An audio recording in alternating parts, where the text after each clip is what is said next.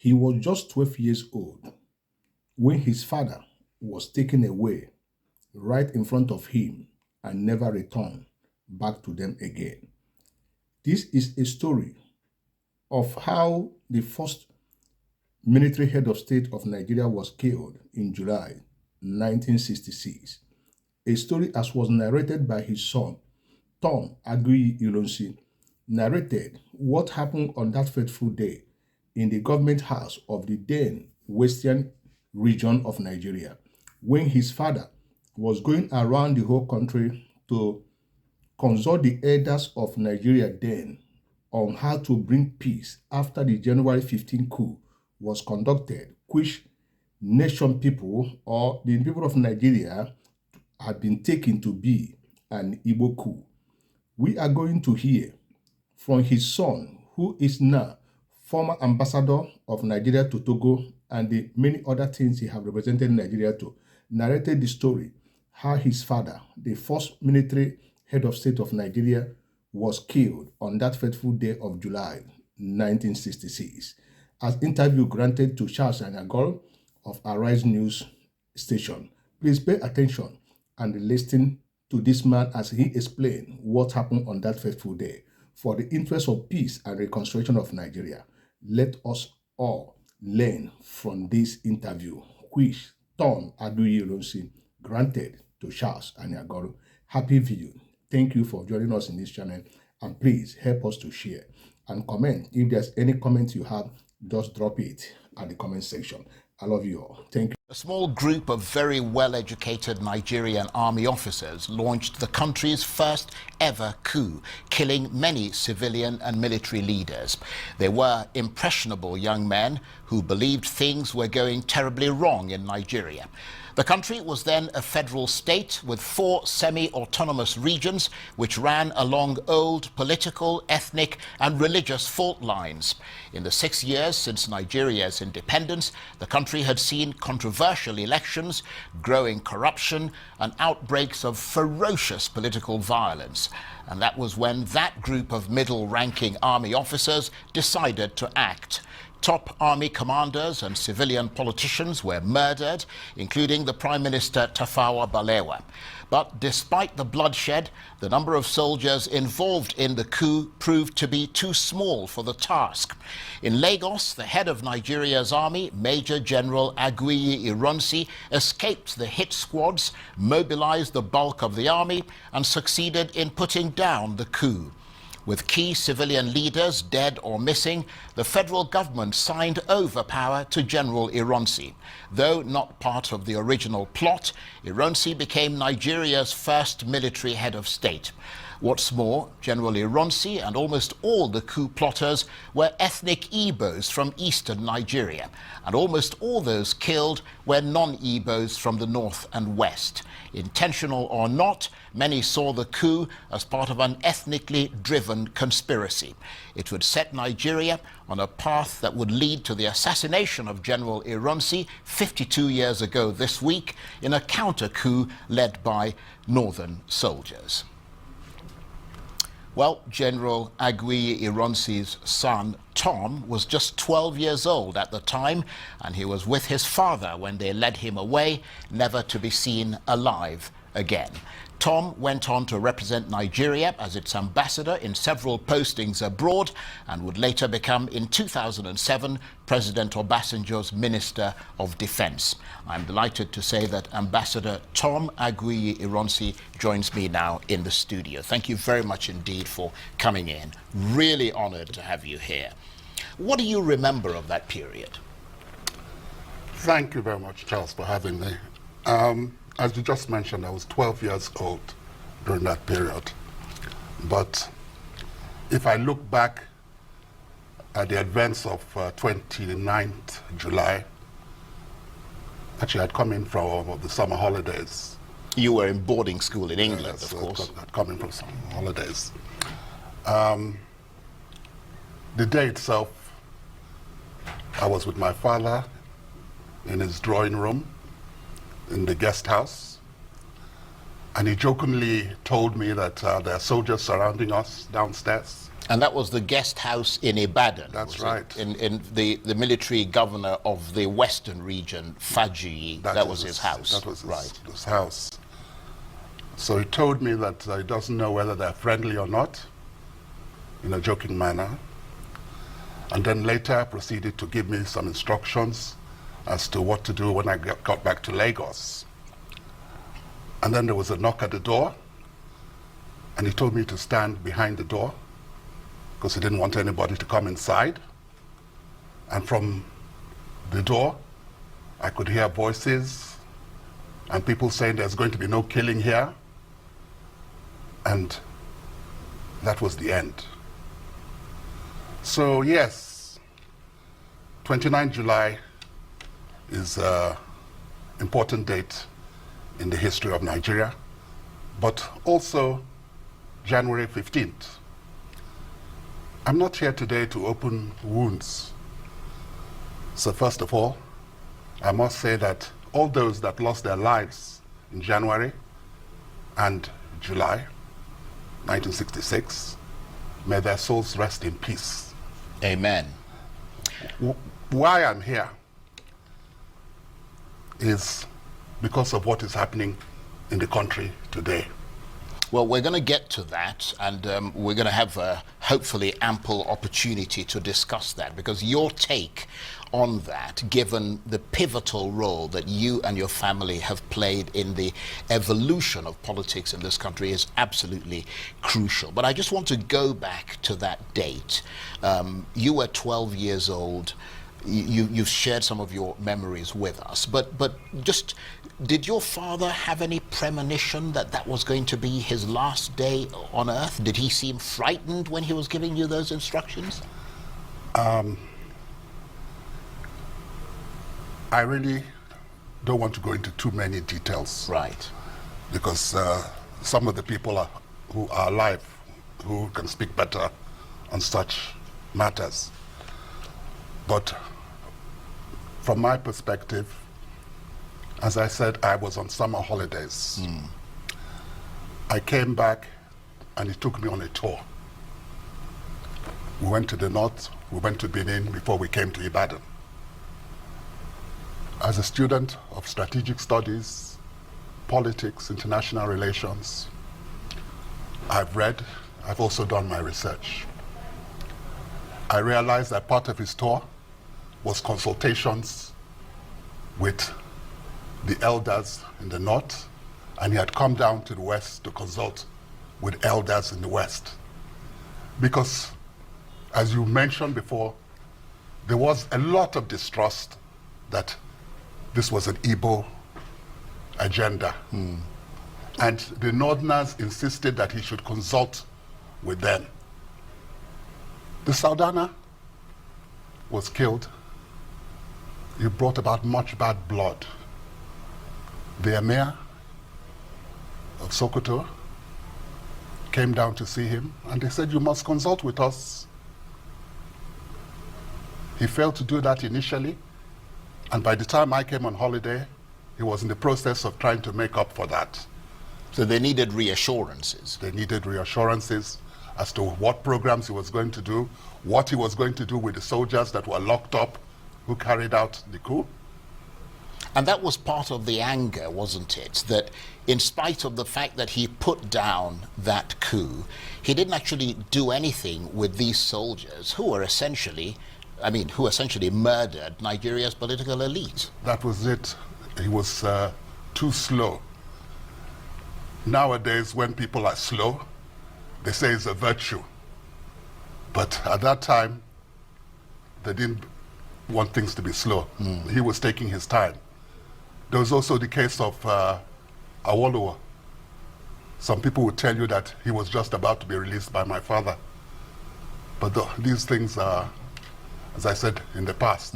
We need to look forward. But it was really just, because the second part of this will look forward, but just to go back to that January 15th. It was the brutality of that coup that really freaked people out, wasn't it? I mean, groups of army officers forming themselves into hit squads to hunt down Nigeria's civilian and military leaders while they slept. It's terrible. The periods of coup, not only in Nigeria, but in other African countries, were bloody.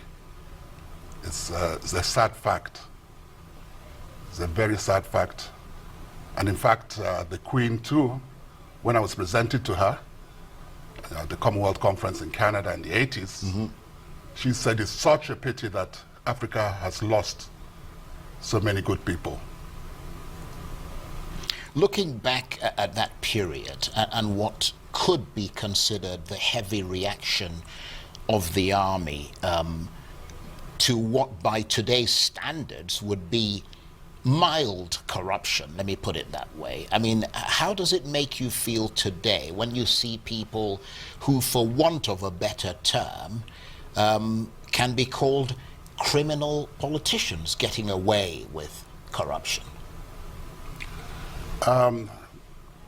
The issue of corruption is a difficult one. It's cultural in the sense that both Muslims and Christians know that corruption is not good. Why does it come about? There's psychological,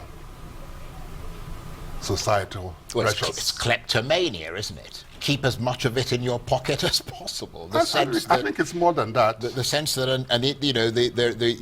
there is a certain unpredictability to the future of Nigeria's economy. So stuff your pocket and your guts as much as you can. No, I think it's more than that. There's plain greed. Well, that's what I mean. That's exactly it. That's greed. It's greed. Yes, I agree. And of course, after 1966, the army took over and would dominate Nigerian politics really up till 1999. I mean, in spite of this small bursts of sort of civilian rule. And many of those young military officers from 1966 are now wealthy grandfathers, still, I mean, wielding enormous influence in Nigerian politics, including, of course, the current president and retired General Muhammadu Buhari, who was one of the officers who took part in that 1966 counter coup when your father died on July 29th. Yes, July 29th, I lost a caring father who was not able to play with his grandchildren and great-grandchildren, and also missed the opportunity of getting an oil block. Sorry, I apologize for that. I like that. But then you got the oil block, so everything's fine. No, I wish President Obasanjo would give me an oil block, but if you know him, you know it's not possible.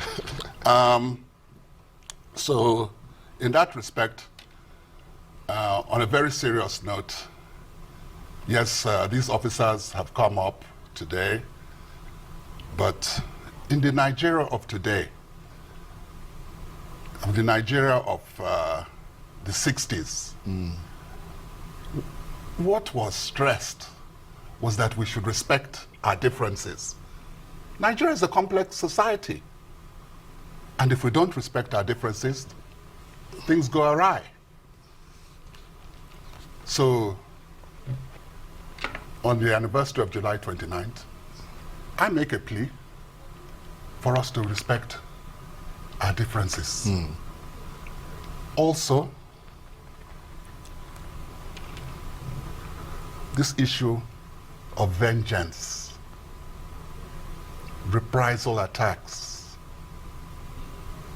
we have to see an end to that. Right. I'm going to get to talk about these your sense of the security situation in Nigeria in the second half of this chat, because you were, of course, Minister of Defense in 2007.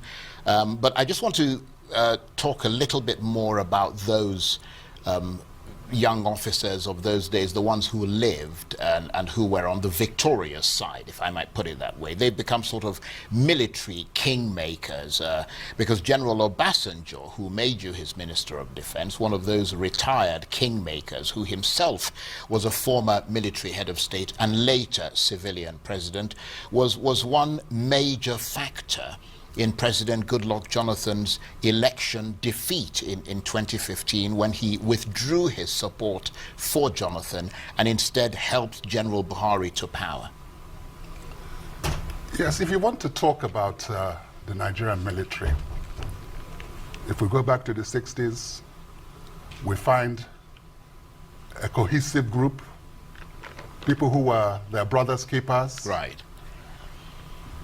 My father, his best friend was General Adebayo, a Yoruba man.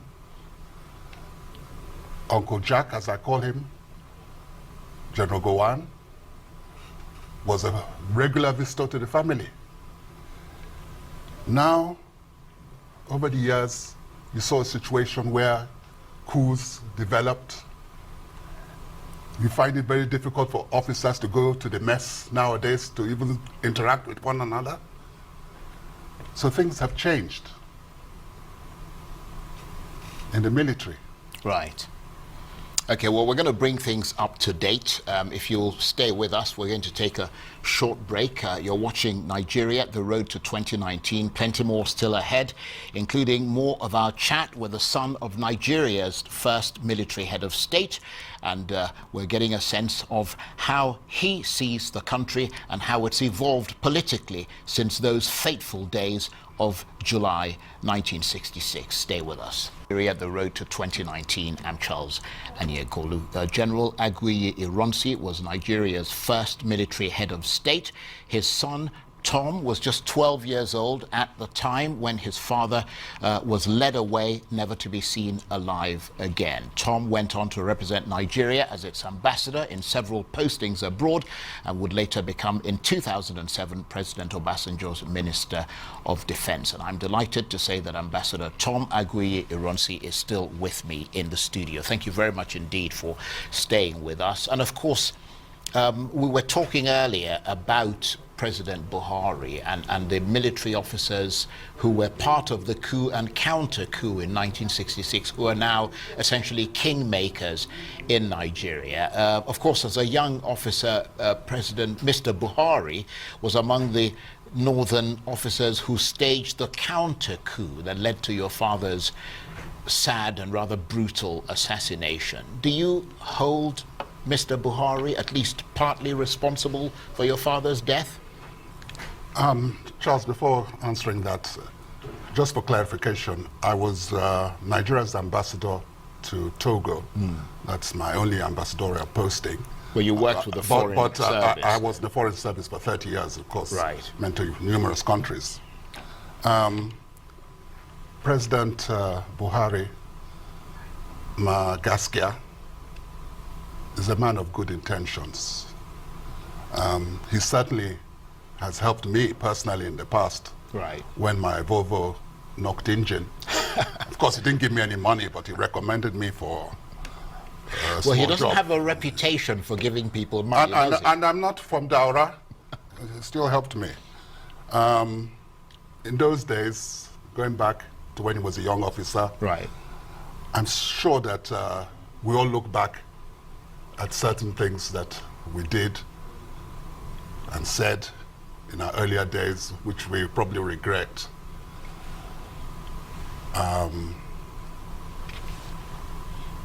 In hindsight, my father told me one thing that was embedded in me before he was led away. He said, don't take vengeance.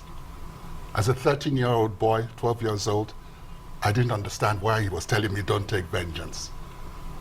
But it has guided my life in that God is the person that takes vengeance, is in charge. Nobody can command God. Right. So all these officers, whatever they did in the past, I'm sure when they are lying on their beds, whether with all the wealth they have, whether they're kingmakers, Only they and God knows what they have in mind and what they are sorry for. But as far as President Buhari is concerned, I know that he's a man of good intentions, and I wish him well to go and also have a chance to play with his grandchildren and great-grandchildren. And do you think that as a result of the Nigerian army's politicized past, that Nigerians today still live with the real or imagined fear that a coup is a possible outcome of any political crisis? And I ask you that not just in the context of your experiences as the son of Nigeria's first military head of state in 1966, but also by the fact that, as a result of the fact that you were at one stage Nigeria's Minister of Defense. First and foremost, the Nigerian military has been the cement keeping this country together. Unfortunately, in recent times, people have been trying to add too much sand to the cement. And so we see problems going on in the military. Right. Now, the military is supposed to be a professional force. It's not supposed to be politicized. It's supposed to be professional and mobile. That is why I keep on insisting that the high command should always go back to former retired generals, call them in for seminars, conferences. Let us have an ongoing defense policy. Let us know what is going on in the Sahara with the Americans, with the French, with the Chinese. We should know what is our national interest. Things are going awry in the military at the present time. The proper structures are not being followed. Recently, 38 officers dismissed without due process. The current Chief of Army Staff is a dynamic officer. And I would hope that he's not being politicized in his actions. That 38 officers, mostly from the South, were just retired. Southeast and South-South. Well, I haven't got the details of that, but I take what you're saying on board. As you look at Nigeria today, Ambassador, heading towards the 2019 elections, is it your sense that the elaborate power-sharing arrangements in Nigeria's constitution and that unwritten rule known as zoning, which requires the rotation of political power between the North and the South, are legacies of the mistrust engendered in 1966? Of course, zoning has come about because of mistrust. People will say that we're a young nation. Things cannot be done on merit because things will be given to disproportionately to one particular side. Right. Of course, that is the southern side. But increasingly, the North has grown up. Eventually, we're going to have to start to do things on merit. We're going to have to look at this issue of zoning. So ultimately, your sense is that meritocracy has to be the way forward. In the future. Right. You of course, in addition to serving Nigeria at ambassadorial level, as I mentioned became Minister of Defense under President Obasanjo's government. Given that experience, what are your thoughts on Nigeria's current security situation, and how dangerous do you think that situation is heading into the 2019 general elections? There are certain things, Charles, I can't discuss when it comes to security, obviously. But you have the saying that security is everybody's baby. Definitely, as we move to 2019, it's going to be a very important year if we get there. Already some American analysts never believed that we would get there. You said if we get there. Do you share those doubts? I'm prayerful. Well, beyond prayer, you're also a pragmatist, Yes. having served as an ambassador and a minister of defense. What is your prognosis going forward? I think President Buhari, in the short time he has been able to be president, has put in place things that should take us to 2019. He has put in place the emphasis on agriculture, the economy is moving forward in the sense that he realizes that without power, without rail, without roads, there's no development. The issue of security, he has an erudite Minister of Interior, and I'm shocked that the Interior Minister has not put in place more policies to increase security. He was Chief of Army Staff. He was the CDS. Part of the insecurity we have in the country is job creation for the youths. Our borders are porous. We can use our youths at the borders. We can use our youths in the states for security. This is a digital age, computer age. We can use drones. We can use cameras. All these the youths can be employed.